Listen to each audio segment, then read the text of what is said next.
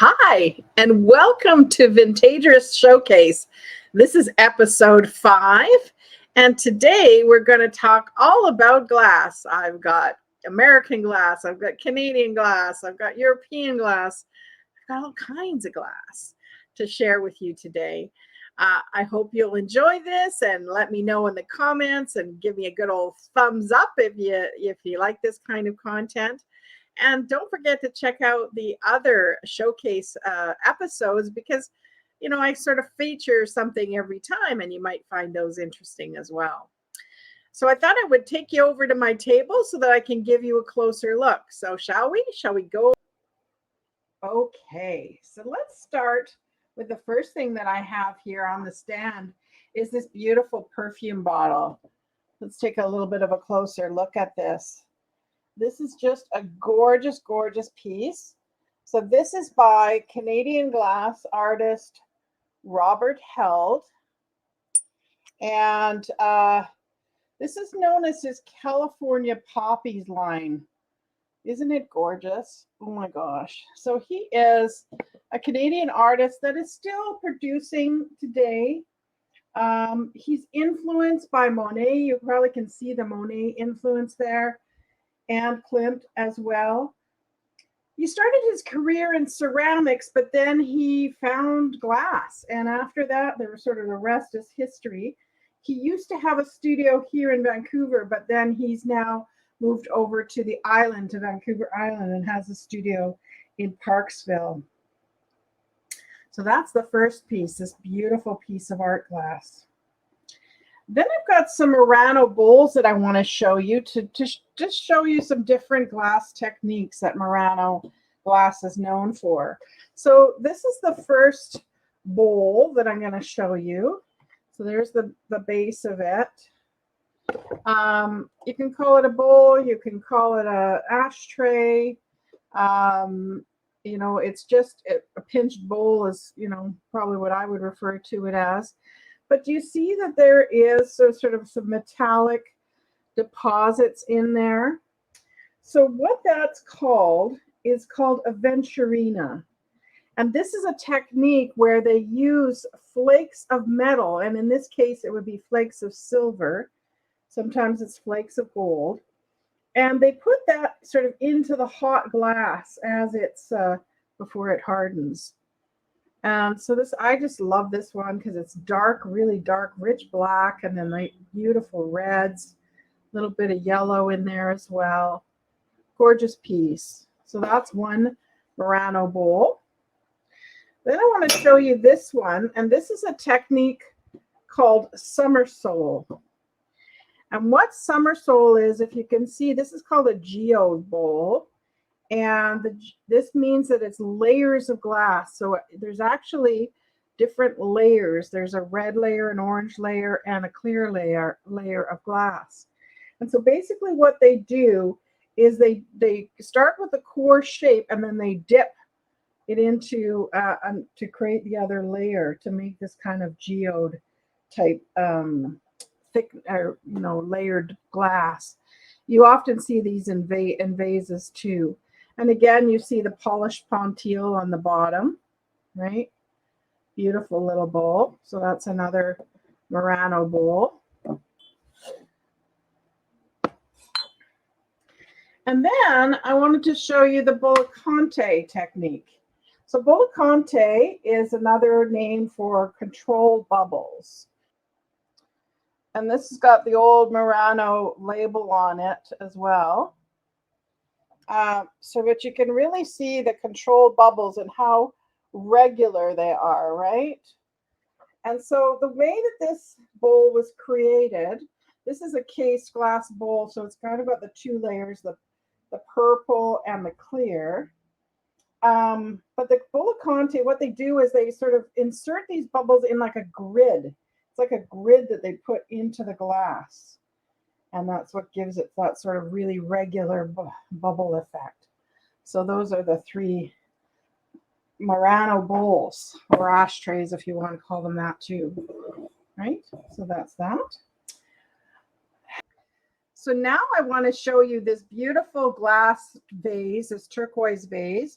This beautifully textured vase was made by Wayne Husted. Now, Wayne Husted, you might know that name from Blanco because he did work as an artist at Blanco, but he also went to Italy.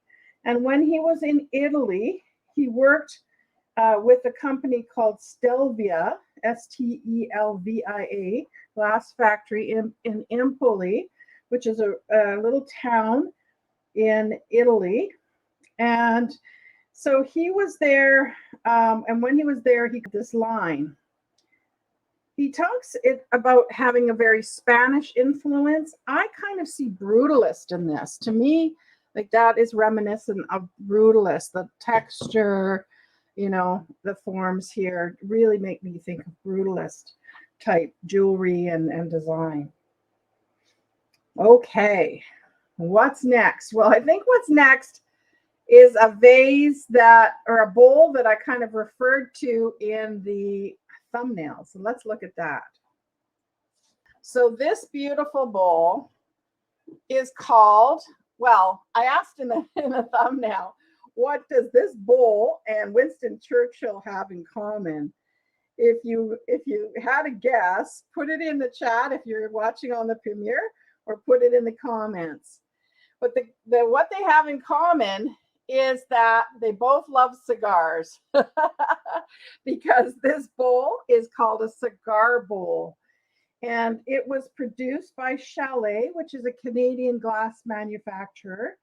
And Chalet, you can really tell if you've got a Chalet piece by the signature, because they're often signed. And this one is signed. So you can sort of see that there, Chalet glass etched into the glass. That's very, very common. They're very heavy, good solid pieces of glass. Very kind of free form often. But this pattern, this cigar bowl, is one that was probably created in probably the 60s and 70s, somewhere in there, because they were in production in Cornwall, Ontario, between 1962 and 1974. Often I see Chalet glass mislabeled as Lorraine glass. Lorraine was a different company out of Montreal. So that's just something to keep in mind. And this bowl, the model number is A37, because there's a lot of very, very active Chalet glass collectors out there that refer to the glass by its model number. So that's the next piece. Then let's look at some Czech glass. Let's look at some Czechoslovakian glass.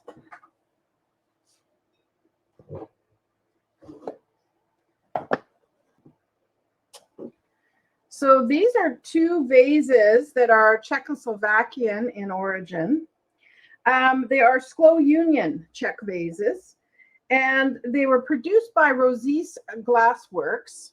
This one you might have seen before because it's a fairly common vase from the Sklo Union.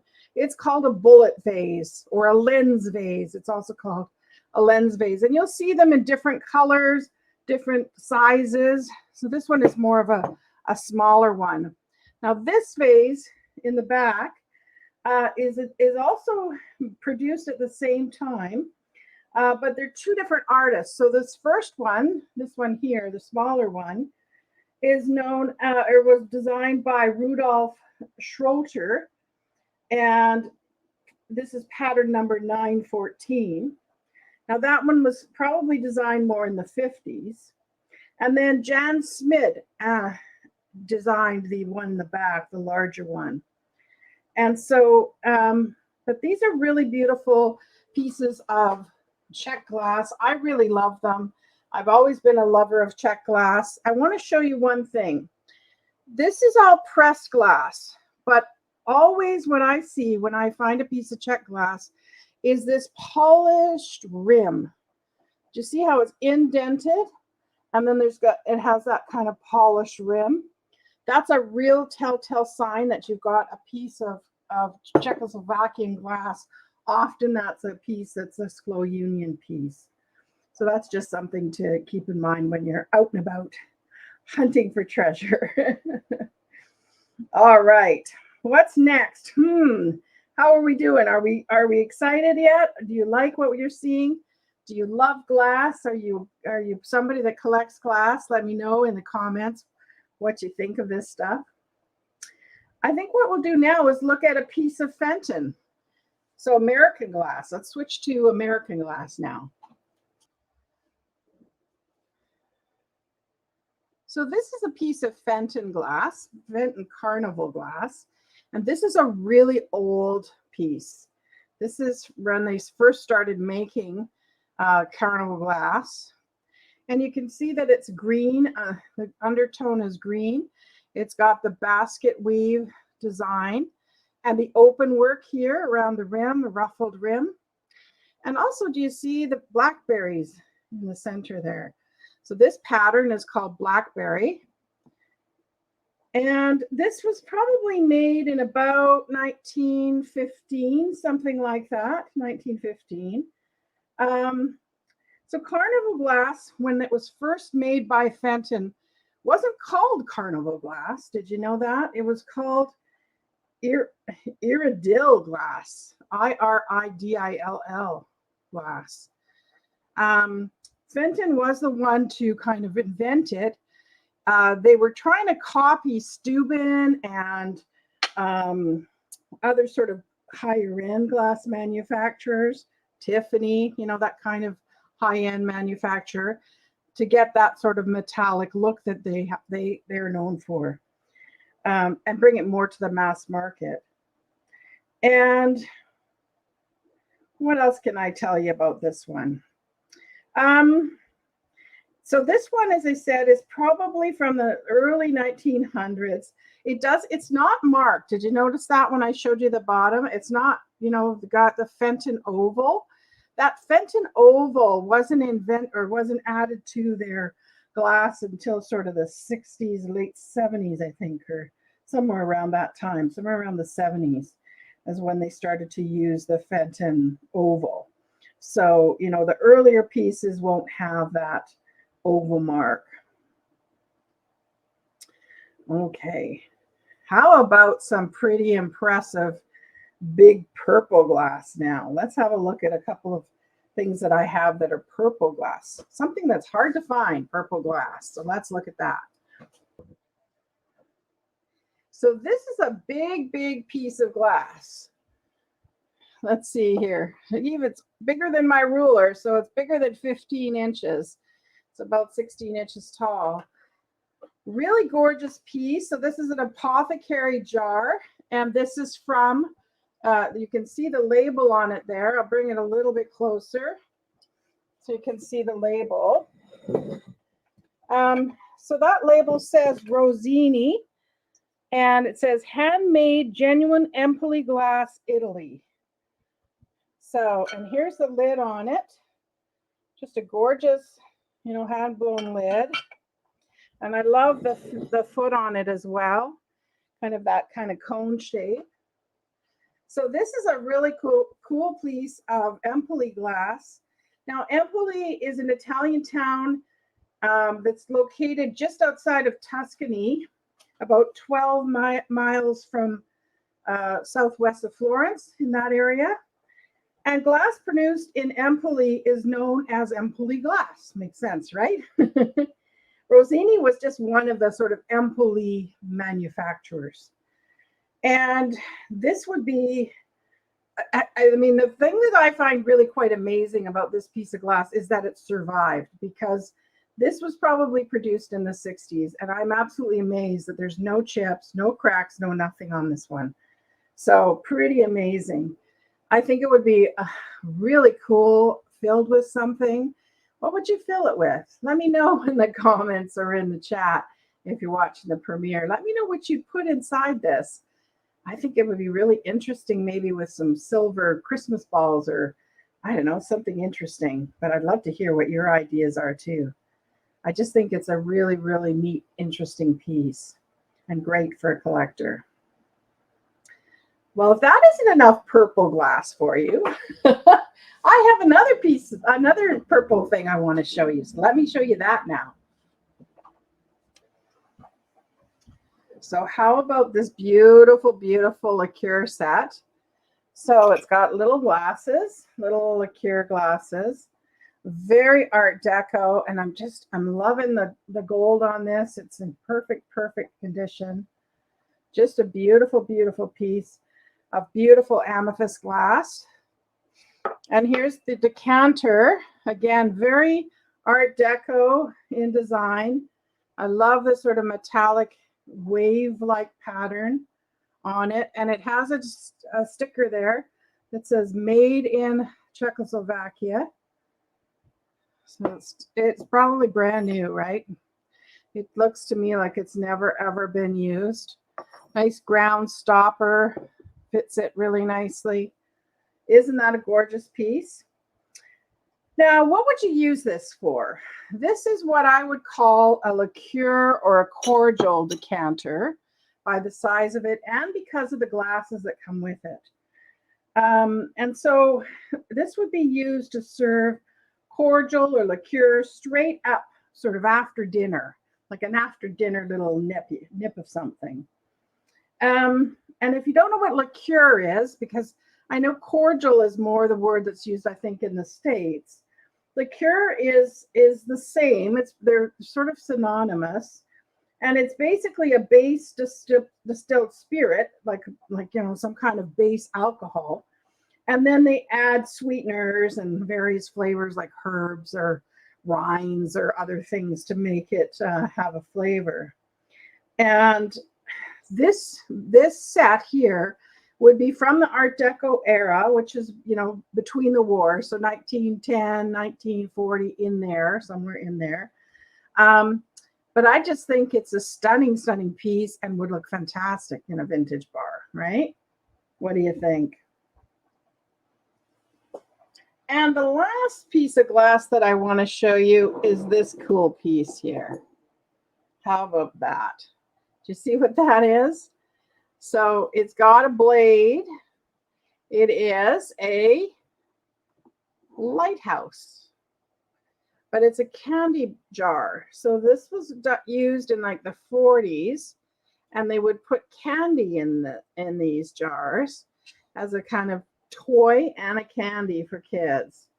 Now you see them a lot, without this propeller, so this is how it kind of snaps on and off.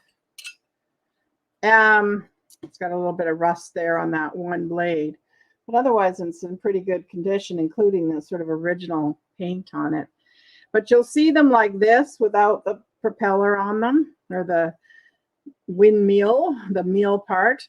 But I just think it's really cute the way it kind of turns on there and looks really neat. So this is a whole other area of collecting. If you haven't seen these before, there are candy containers that people collect. And there's even an American-Canadian Candy Container Association, I think it's called. I'll put the link down in the description because it's kind of neat. This was probably made by Jeanette Glass. So Jeanette Glass, if you know that name, you probably think of it with depression glass. But yeah, it's just really rare to find it with in this condition with the blade still with it. So that's kind of a rare little fun collectible piece of glass. So what did you think? Did you like that vintage glass? Is that your thing? Do you like it a lot? Did you see a piece that you thought was maybe more interesting, or did you learn something new maybe about vintage glass? Let me know in the comments. Always great to hear from you.